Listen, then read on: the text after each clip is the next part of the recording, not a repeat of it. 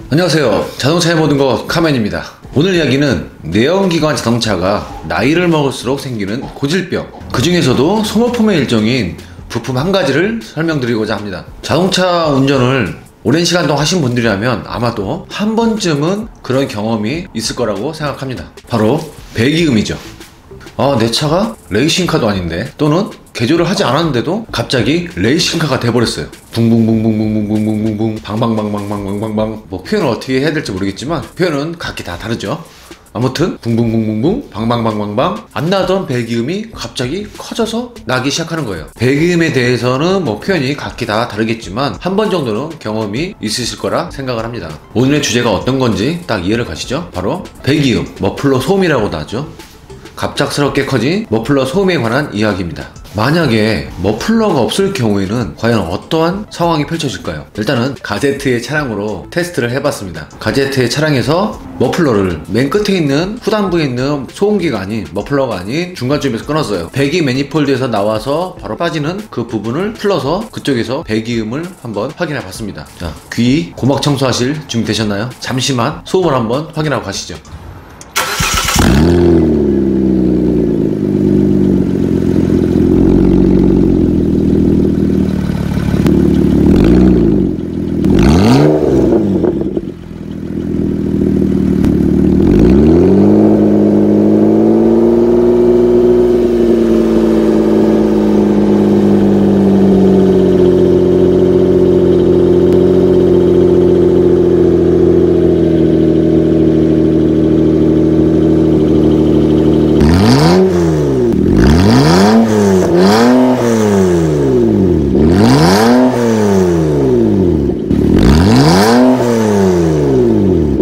엄청난 굉음이 쏟아지죠. 실제 차량에서 배기 매니폴드에서 나오는 배기음만 그대로 전달해드린다면 이보다 더욱더 크고 깜짝 놀랄 정도의 소음이 발생을 합니다. 자, 그렇게 만들어진 배기 밸브가 열리면서 나오는 그 배기압에서 만들어지는 그 소음이 맨 마지막 단계인 후소음기 쪽에 가면은 소음이 싹 사라지죠. 너무 신기한 것 같아요. 자동차는 정말 알면 알수록 신기한 것 같습니다. 자, 이처럼 내연기관 자동차에서는 머플러, 소음기는 꼭 필요한 부품입니다. 내연기관 자동차의 시대가 끝난다면은 머플러도 사라지겠죠. 하지만 아직까지는 저희가 머플러의 중요성을 인지할 필요가 있습니다. 자, 그렇다면 오늘 컨텐츠에 알맞게 머플러, 소음기에 대해서 간략하게 살펴보면서 자, 이해를 도와드리도록 하겠습니다. 여기서 잠깐 깊이 있는 내용을 알고 싶으시다면 관련 서적을 참고하세요. 자, 소음기, 소음 어떻게 표현을 해야 될까요? 표현을 한번 해보자면, 자, 우리가 음식을 먹었으면 배설을 해야 되겠죠. 먹었으면 배설을 한다. 그건 당연한 이치예요. 자동차도 마찬가지입니다. 만약에 자동차도 배기가스가 배출이 되지 않는다면 자동차에 아주 치명적인 문제를 발생할 수가 있습니다. 그만큼 사람이든 자동차든 먹었으면 배출을 해야 되는 부분이 정말 중요하죠.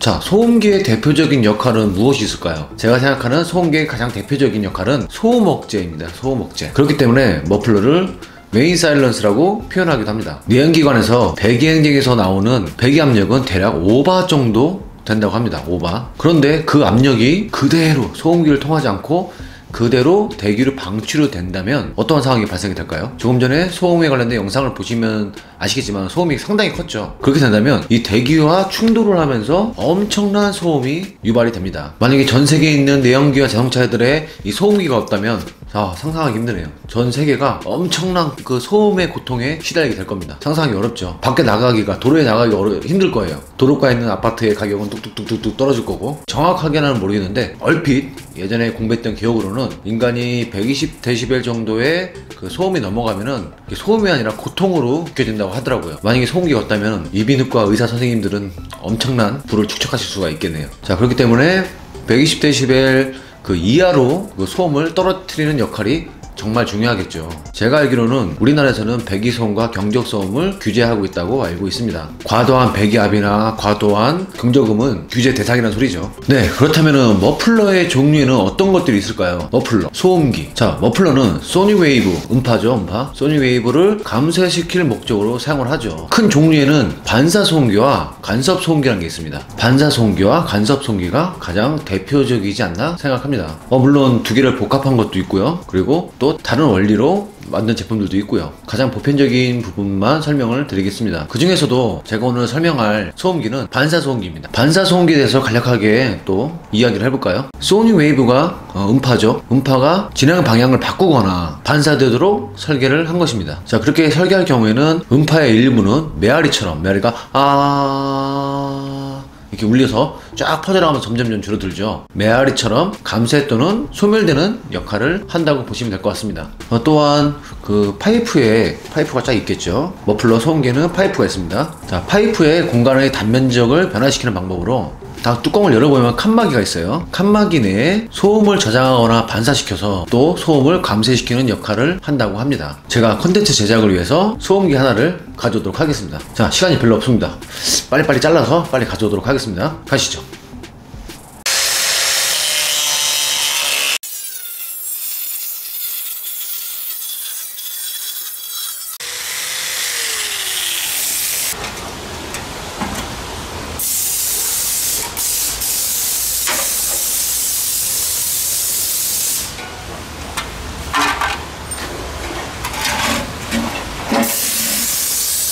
소음기를 자르면서 조마조마했어요. 커팅날이 없는 거예요. 진짜 작게 남은 걸로 갠신갠신히 어렵게 잘라왔습니다. 소음기 안쪽 내부를 함께 확인하시면서 계속 이야기를 하겠습니다. 소음기가 보이시죠? 날카롭네요. 날카롭게 다 잘려 있어요. 자, 소음기를 보면서 간략하게 또 설명을 드릴게요. 칸막이가 있죠. 칸막이가 이렇게 배열이 되어 있죠. 자, 이쪽이 마지막 배기구고요. 그리고 지금 제가 커팅을 해놨는데 이쪽이 들어온 입구예요. 이 소음기 자체에 들어온 입구고, 칸막이 공간이 이렇게 딱 배열된 상태에서, 자, 양단이 개방된 파이프가 있어요. 양단이 개방된 파이프, 저 밑에 쪽도 있고요. 이렇게 생긴 게 요 밑에 하단부에 있습니다. 양단이 개방된 파이프가 하나 또 요 밑으로 이쪽이죠, 설치되어 있고요. 한번 볼까요? 자, 보이시죠? 파이프 공간 최적 사이를 양단이 개방된 파이프들이 각각 다른 위치에 관통하고 있습니다. 또 특이한 게 보이죠? 파이프에는 수많은 점점점 막 뚫려있죠. 구멍이, 많은 기공이 가공되어 있습니다. 자, 동일한 크기의 구멍이 빵빵빵빵빵 막 뚫려있어요. 하단부에도 마찬가지고요.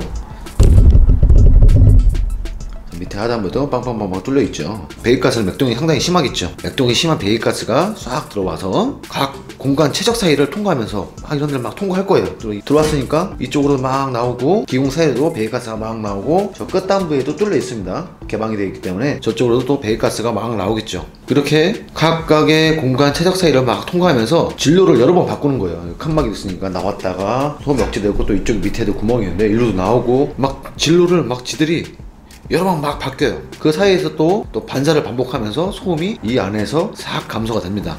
이거 이해를 돕기 위해서 머플러까지 잘라왔는데 제 설명이 좀 어렵죠. 이렇게 머플러가 커팅된 이 부분은 거의 많이 보시지 못하셨을 거예요. 자, 일단은 깊이 이해하려고 노력하지 마세요. 대략적인 정보와 재미로 시청하셔야지. 만약에 시청하시는 분들 중에서 정비사가 계시면 자, 깊은 내용은 서적을 참고하세요. 교육용 영상 절대 아닙니다. 이렇게 우리가 속히 알고 있는 마루가 터졌어요 막 그러죠. 머플러 소음기 안쪽에는 이런 구조로 되어 있다고 보시면 될 것 같습니다. 자, 이처럼 그 머플러 하나에도 많은 생각과 기술 그리고 공학적인 부분들이 함축되어 있습니다. 자, 이런 사실 보면은 정비사인 저로서는 알면 알수록 더욱더 고개가 숙여지네요. 절대로 많이 알고 있다고 자신할 수도 자랑할 수도 없습니다. 이제 조금 덮어두고요, 다시 이야기를 나누시죠. 네, 다시 자리로 돌아왔습니다. 저는 현장에서 일을 하고 있는 정비사죠. 고객의 차량이 들어왔을 때 문제가 있는 부분을 점검을 해서 수리를 하는 정비사입니다. 자, 그렇기 때문에 각각의 부품들을 제조하신 분들의 함축된 의미를 제가 함부로 평가할 수는 없습니다. 뭐 이렇다 저렇다 논할 수도 없죠. 각자 본인의 위치가 있기 때문에 저는 이래서 고장이 나는구나, 또 고객분들한테 전달을 해드려야죠. 이런 부분에서 고장이 발생할 수 있으며 소비자의 이해를 돕는 의미에서 이런 식으로 해서 고장이 날 수가 있습니다, 또는 이래서 고장이 발생을 합니다, 이래서 수리를 하셔야 합니다, 이런 방식으로 수리를 진행을 할 것이며 이런 작업이 이루어집니다를 고객분들께 이해를 시켜드리는 직업이죠.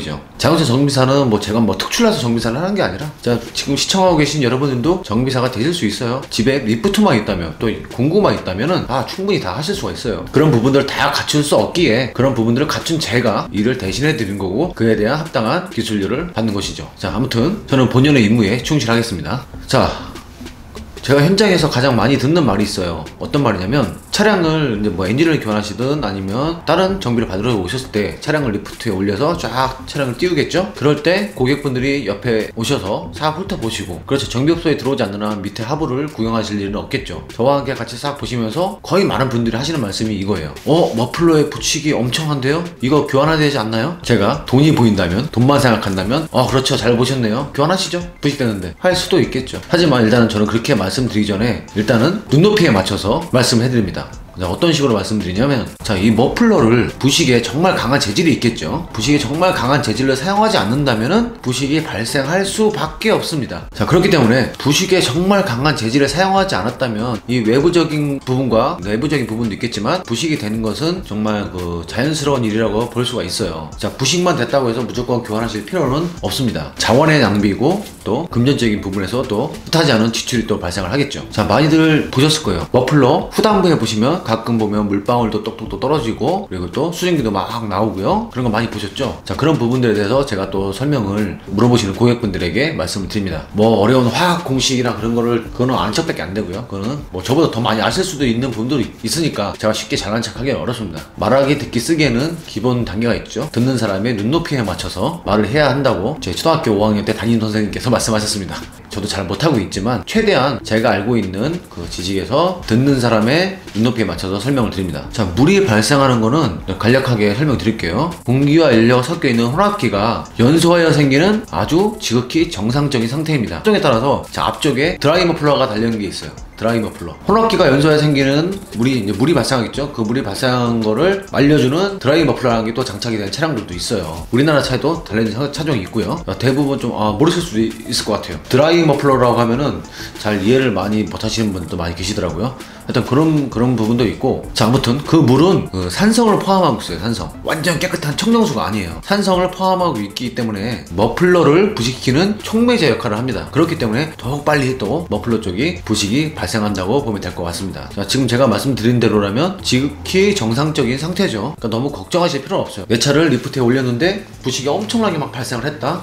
막 걱정에 막 사로잡히셔가지고 부식 발생했어, 빨리 갈아야 되나, 어떻게 되나, 비용이 얼마라던데. 걱정하지 마세요. 터지지 않았잖아요. 벙벙벙벙 소리를 내는 거 아니잖아요. 주머니를 아끼세요. 자, 다시 한번 말씀드립니다. 머플러의 단신 부식으로 머플러를 교환한다는 것은 정말 자원 낭비입니다. 자, 그럼 그렇다면 머플러를 언제 교환을 해야 될까요? 자, 간단하게 테스트하는 방법이 있어요. 머플러가 차량 후단부에 있죠. 범버 밑에 쪽에. 자, 머플러 끝단부를 자꾸 흔들어 보세요. 흔들어 보면은 안에 아까 보셨죠? 칸막이나 안에 내용물들 있죠. 그런 부분들이 많이 안에서 부식이 발생했다면 뭐랄까, 그 양철 통에다가 모래를 집어넣고 흔들었다는 소리, 슥슥슥슥슥 소리, 서걱서걱.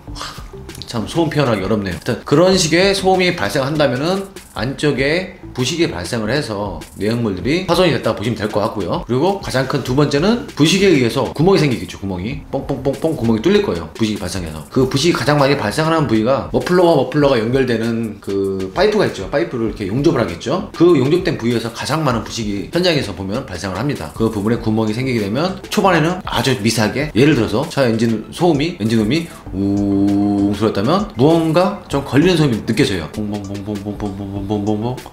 참 소리 표현 참.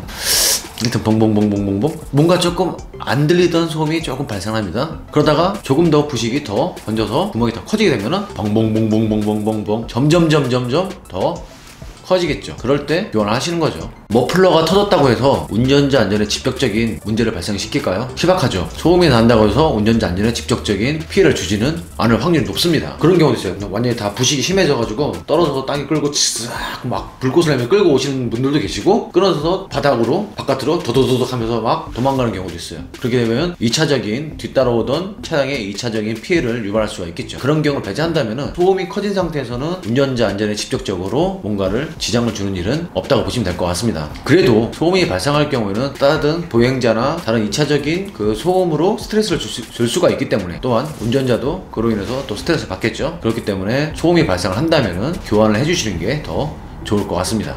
저는 용접을 잘 정말 못해요 용접을. 왜 아다리라고 하죠? 눈에 아다리를 몇 번 딱 맞으니까 용접 못하겠어요. 저희 샵에서는 그나마 쇼미더머니가 용접을 좀 잘해요. 그렇게 또 엄청 잘한다고 보기엔 좀 어렵죠. 쇼미더머니 아버님이 용접을 엄청 잘하시는데 아버지가 용접이 필요할 때 많이 도와주시는 편이에요. 용접을 정말 못하겠어요. 사람은 다 잘할 수는 없죠. 미세하게 구멍난 부분이나 그런 부분들은 머플러를 교환하지 않고도 용접만으로도 가능하긴 해요. 근데 영상에서 보신 것처럼 머플러의 그 철판의 두께는 상당히 얇아요. 그래서 정말 용접을 잘하시는 분들 빼고는 오히려 구멍을 더 크게 만드는 경우도 있더라고요.